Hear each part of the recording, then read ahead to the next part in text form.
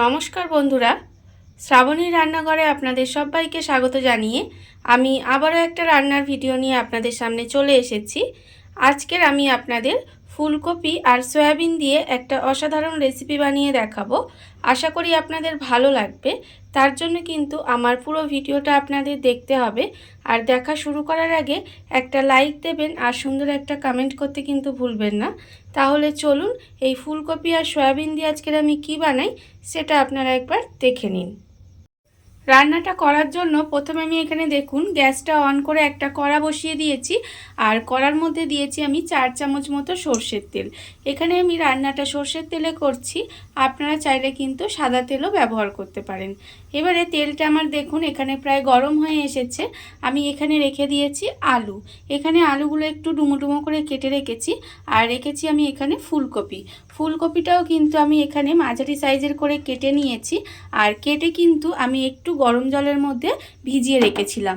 গরম জলের মধ্যে অল্প সামান্য নুন দিয়ে ভিজিয়ে রেখেছিলাম, যাতে ফুলকপির মধ্যে যদি কোনো রকম পোকামাকড় থাকে তাহলে সেটা বেরিয়ে যায়। আর এবারে আমি তেলের মধ্যে এই আলুগুলো দিয়ে দিচ্ছি। এখানে আমি তেলের মধ্যে আলুগুলো দিয়ে দিলাম। আর আমি এর মধ্যে যে ফুলকপিটা আমি গরম জলে ভিজিয়ে রেখেছিলাম সেই ফুলকপিটাও দিয়ে দিলাম। দিয়ে এবারে এই আলু আর ফুলকপিটা আমি একসঙ্গে প্রথমে ভেজে নেব। আপনারা চাইলে কিন্তু আলুটা ফুলকপিটা আলাদা করেও ভাজতে পারেন। আর এই ফুলকপিটা কিন্তু আমি সেদ্ধ করে নিইনি, আপনারা দেখলে হয়তো বুঝতে পারছেন, একটু জাস্ট গরম জলের মধ্যে ভিজিয়ে রেখে দিয়েছিলাম। এবারে এই আলু আর ফুলকপিটা প্রথমে আমায় খুব ভালোভাবে একটু লাল করে ভেজে নিতে হবে। আলু আর ফুলকপিটা আমার এখানে খুব ভালোভাবে ভাজা হয়ে গেছে। দেখুন এবার কিন্তু আমি আলু আর ফুলকপিটা আলাদা করে তুলে রেখে দেব।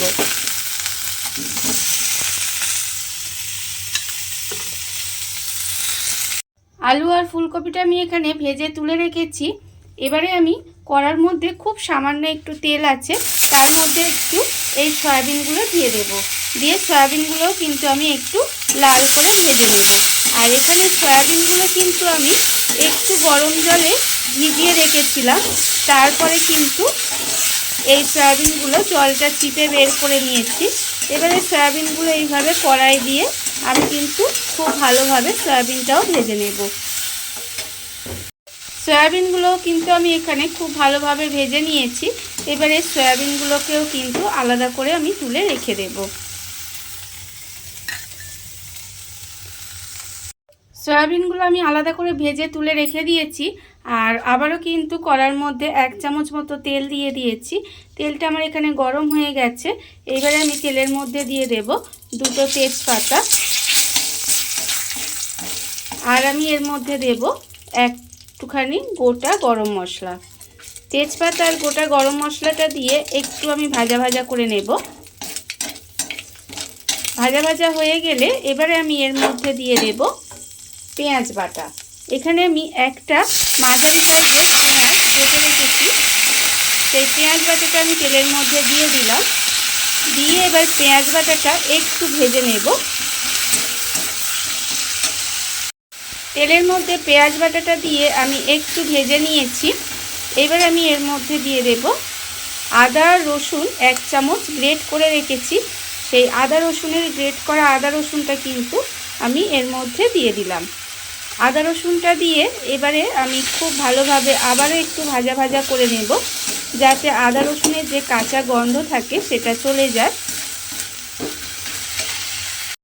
আদা রসুনটা দিয়ে আমি কিন্তু আবারও একটু ভাজা ভাজা করে নিয়েছি। দেখুন এতে কিন্তু আদা রসুনের যে কাঁচা গন্ধটা সেটা চলে যায়। এবারে আমি এর মধ্যে দিয়ে দেব টমেটো বাটা। এখানে আমি একটা ছোট সাইজের টমেটো বেটে রেখেছি, সেই টমেটো বাটাটাও আমি এর মধ্যে দিয়ে দিলাম। দিয়ে খুব ভালোভাবে মিশিয়ে নিতে হবে। এবারে আমি এর মধ্যে দিয়ে দেব গুঁড়ো মশলা।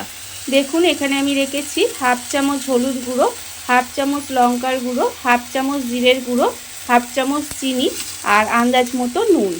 এই সমস্ত গুঁড়ো মশলা আমি এর মধ্যে দিয়ে দিলাম। দিয়ে এবার আমি এর মধ্যে অল্প একটু জল দেব। জল দিয়ে খুব ভালোভাবে এবারে মশলাটা কষিয়ে নিতে হবে।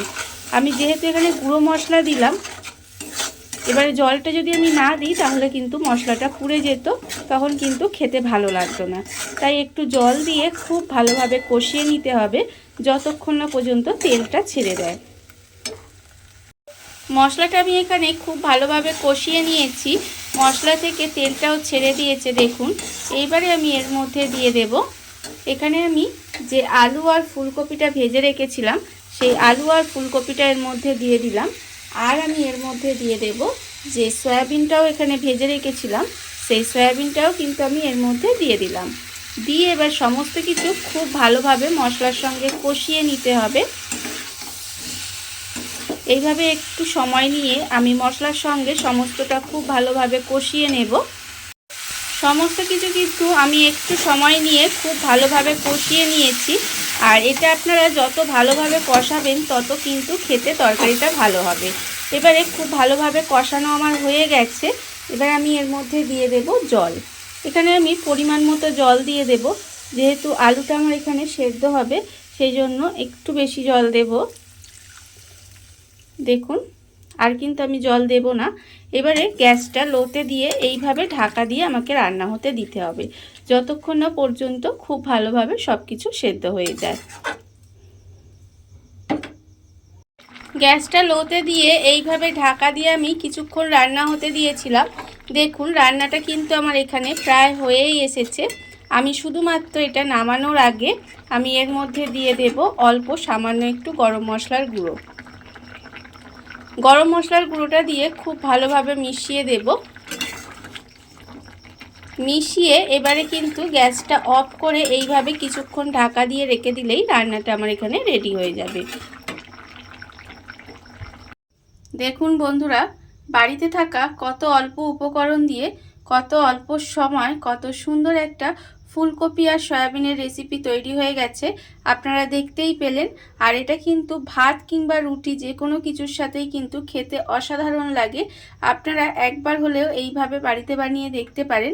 আর এই ভিডিওটা যদি আপনাদের ভালো লেগে থাকে, আপনারা যদি ফেসবুক থেকে দেখে থাকেন পেজটি ফলো করে দেওয়ার অনুরোধ রইল।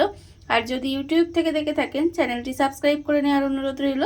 তাহলে চলুন ভিডিওটা আমি এখানেই শেষ করছি। আপনারা সবাই ভালো থাকবেন, সুস্থ থাকবেন। আবারও হাজির হব নতুন কোনো রান্না নিয়ে।